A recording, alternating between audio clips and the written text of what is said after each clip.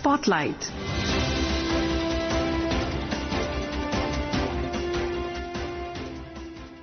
This is Akashvani. In the program Spotlight, now we bring you a discussion on 126th episode of Mann Ki Baat program. The participants are KG Suresh, political analyst, and Rajesh Leikh, anchor. In Spotlight today, we'll be discussing the 126th edition of Prime Minister Narendra Modi's Mann Ki Baat. Distinguished political analyst KG Suresh will help unravel the significance of the Prime Minister's messaging and its potential impact. Thank you for joining us, Suresh. Thank you so much.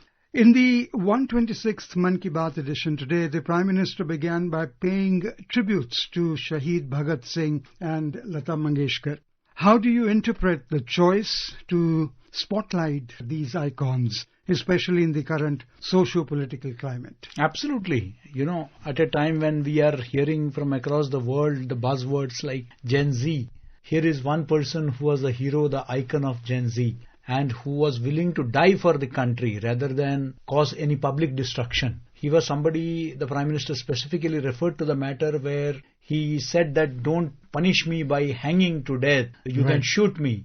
So that is the bravery, and I think that Shaheed-e-Azam Bhagat Singh is somebody who does not necessarily represent the Gandhian way. We are also going to have the Gandhian, Gandhiji's birthday is coming, birth anniversary is coming. But he was somebody who also worked for the freedom of the country, but without following the policy of non-violence enunciated by the father of the nation.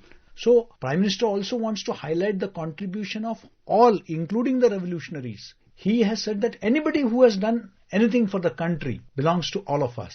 Okay. So what according to you is the significance of Bhagat Singh's story for youth engagement and national identity as invoked by the Prime Minister? It's about nation building. It's about, engaging them in constructive activities, telling them that you have to live for the country. You see, we were under foreign rule, we were given the clarion call to die for the country. But today the need of the hour is that we should live for the country, and that is what the Prime Minister is saying. Let's hear what the Prime Minister said about these two icons.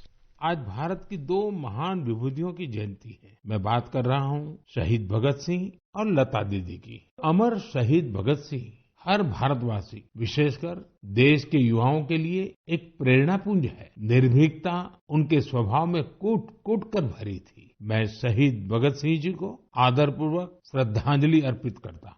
आज लता मंगेशकर की भी जयंती है। भारतीय संस्कृति और संगीत में रुचि रखने वाला कोई भी उनके गीतों को सुनकर अभिभूत हुए बिना नहीं रह सकता। मैं लता दीदी के लिए हृदय से अपनी श्रद्धांजलि प्रकट करता हूँ।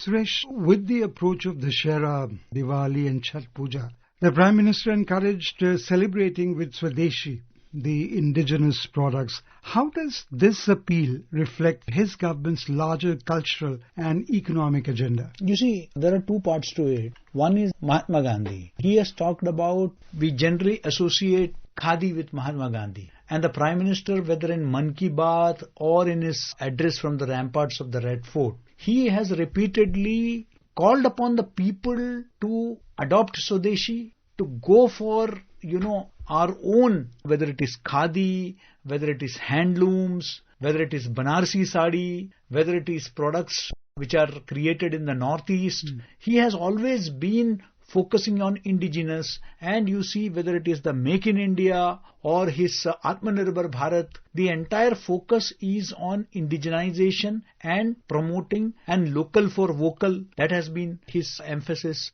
So I think that Gandhi Jayanti is an occasion when we should not be just, remembering the father of the nation, but following the ideals, including how we can utilize the power of Khadi. Khadi is a product of the cottage industry, and if we need to boost it, the people have to buy it. And yes, he has rightly pointed out that over the last 1 decade, institutions like Khadi and the Gramodyog Bhavan, they have changed like anything. Today there is a huge demand. People are going in for Khadi in a big way, and Khadi has also diversified itself. So I think that this is a call for Swadeshi, that self-respect, that the feeling of Swa, that self-identity, of being Indian.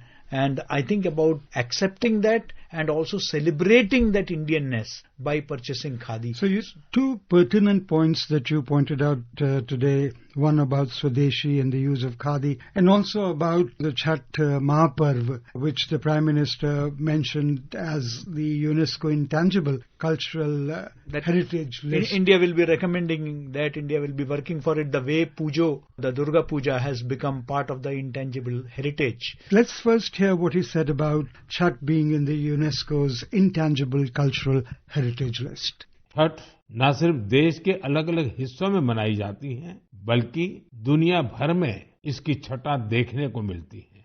आज यह एक global festival बन रहा है। साथियों, मुझे आपको ये बताते हुए बहुत खुशी है कि भारत सरकार भी छठ पूजा को लेकर एक बड़े प्रयास में जुटी है।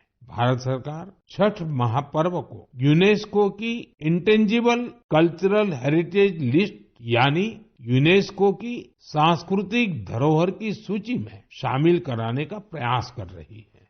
So Suresh, you very nicely elucidated about Swadeshi and how khadi needs to be used now more often. What is this pointing at? Is this a cultural diplomacy or is it the economic self-reliance that the Prime Minister is hinting at? Absolutely. It's a combination of many factors. It's one, your own self-respect, your own patriotism, promoting your own culture. But simultaneously, it is going to immensely benefit the cottage industry. You have lakhs of workers are engaged in, creating khadi products, and they need to be supported. And unless it becomes a movement, we won't be able to promote it. And the Prime Minister has been consistently trying for that. And the same holds true so far as the Chhath Puja is concerned. Because please remember, this is perhaps the only festival in the world where not the rising sun, but the setting sun is celebrated.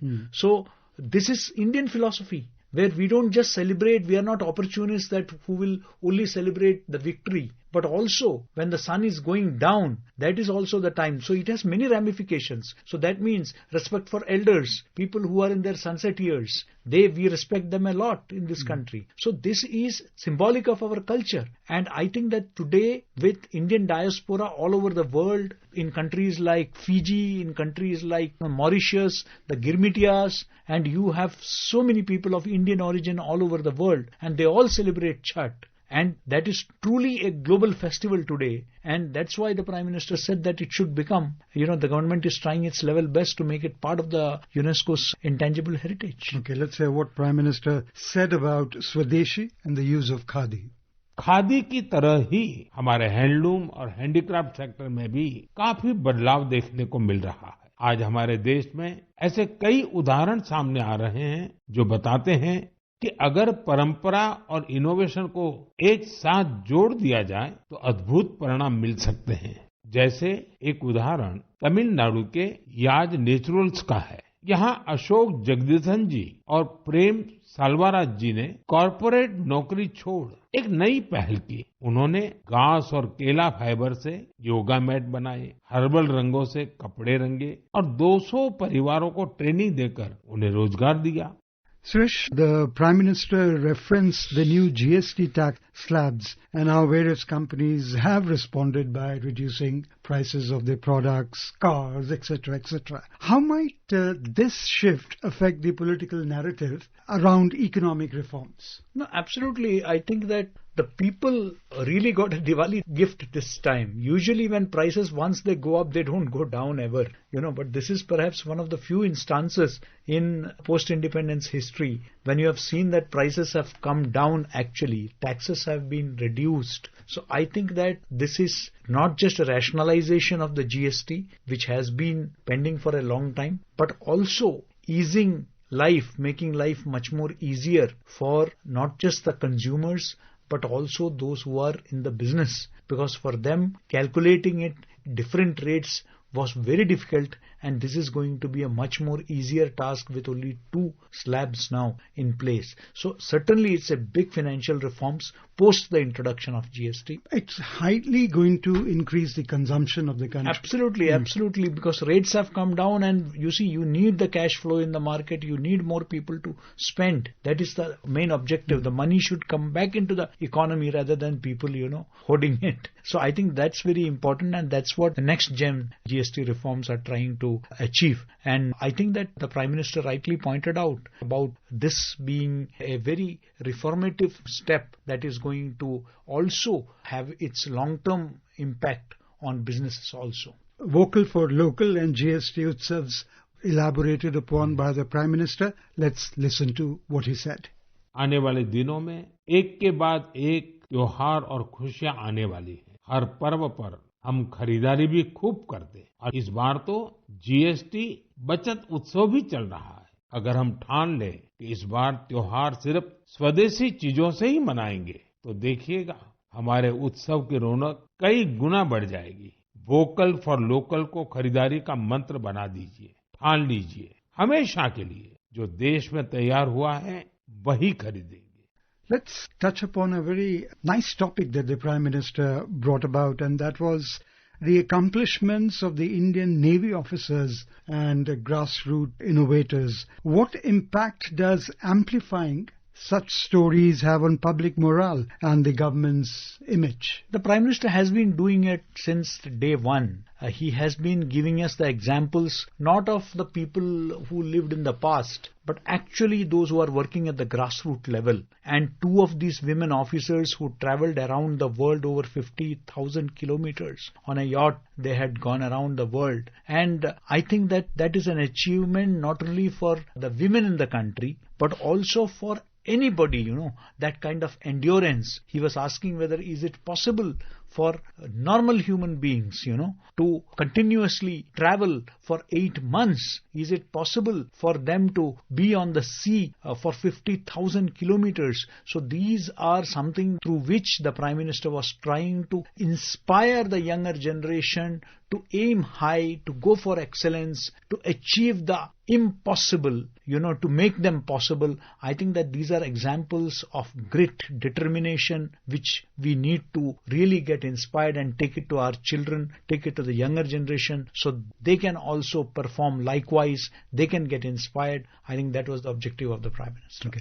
The Prime Minister Modi mentioned the centenary of the Rashtriya Swayam Sevak Sangh as well. Now, how should we understand the implications of this inclusion given its role in national politics? Absolutely. The Prime Minister himself is a Swayam Sevak from the Rashtriya Swayam Sevak Sangh, and the Prime Minister knows the organization in and out. He has seen its growth over the years, and he is somebody who represented the Sangh. And I think that by highlighting the role of the RSS in times of distress, in terms of its discipline, I think the Prime Minister has focused on the critical role played by such organizations in nation building. You see, because we had an idea of a nation, but we were all feeling after hundreds of years of centuries of servility, centuries of, working under or living under foreign yoke, we needed to get back that self-respect.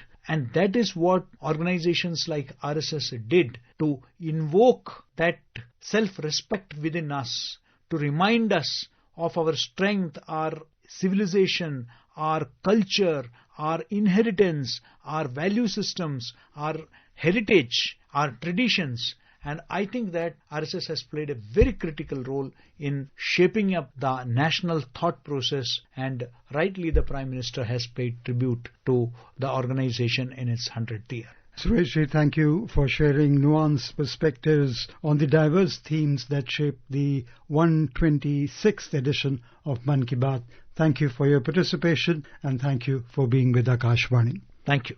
You were listening to a discussion on the 126th episode of Mann Ki Baat program. The participants were KG Suresh, political analyst, and Rajesh Leikh, anchor. This program was produced and presented by the News Services Division of Akashvani. You can listen to it on our mobile app News on AIR. This program is also available on our YouTube channel News on AIR Official. You may share your feedback about this program through email at airnsttalks@gmail.com or WhatsApp on 9289094044.